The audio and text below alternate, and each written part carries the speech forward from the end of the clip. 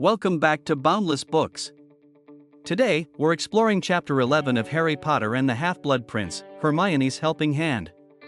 This chapter marks a turning point for Harry as he discovers the value of the old potions textbook filled with mysterious notes, sparking both success and suspicion in equal measure. The day begins with the sixth years attending their first potions lesson with Professor Horace Slughorn. Harry had not expected to be in this class, since he hadn't purchased the required new textbook, but Dumbledore's encouragement and Slughorn's enthusiasm for talent have secured his place. As the students file into the dungeon classroom, Slughorn beams at them. Proud to be teaching once again. He instructs the class to brew the Draught of Living Death, a complex potion known for its difficulty even among advanced students. On the front desk, Slughorn displays a shimmering bottle of Felix Felicis, or liquid luck, which he promises to award to the student who produces the best potion. The prize immediately raises the stakes. Harry, however, finds himself without a new book. Instead, he is handed an old, battered copy of Advanced Potion Making. To his surprise, the book is filled with handwritten notes in the margins, small corrections to the printed instructions, and clever shortcuts that claim to improve potion-making techniques.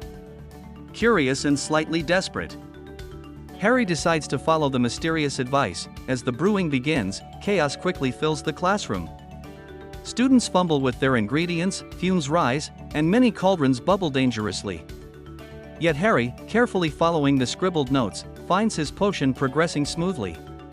Where the book suggests crushing ingredients a different way or stirring in a unique pattern, Harry obeys, and the results astonish him. Meanwhile, Hermione works diligently but struggles to achieve perfection.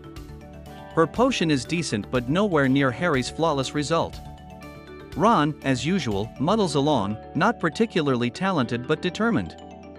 As the class ends, Harry's cauldron contains a potion that matches the textbook's description exactly. Slughorn is overjoyed, declaring Harry the winner and presenting him with the glittering bottle of Felix Felicis. Ron cheers his friend enthusiastically, while Hermione looks troubled.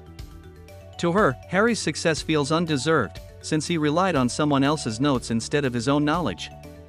Harry, however, is simply delighted with his prize, tucking it safely away. Later, in the Gryffindor common room, the trio discusses the potion class.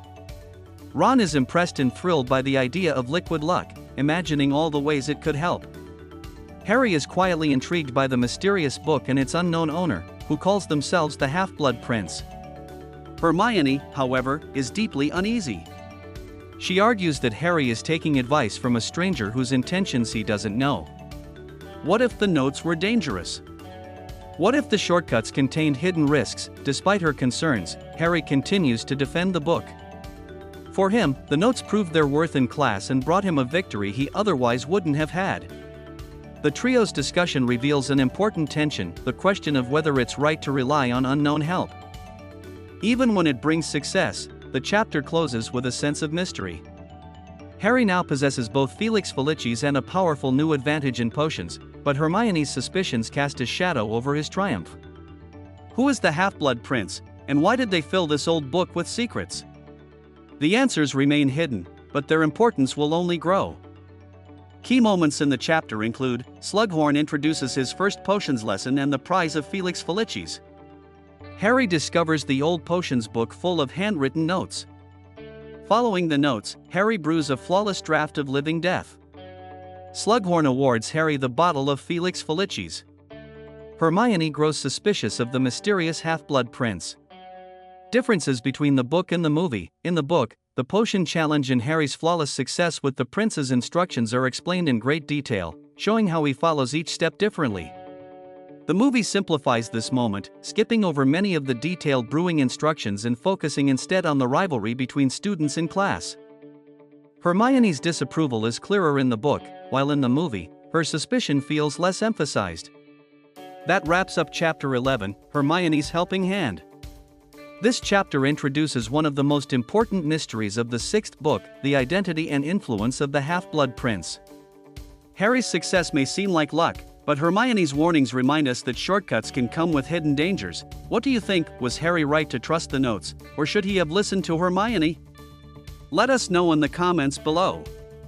And don't forget to like, subscribe, and join us next time for Chapter 12, Silver and Opals.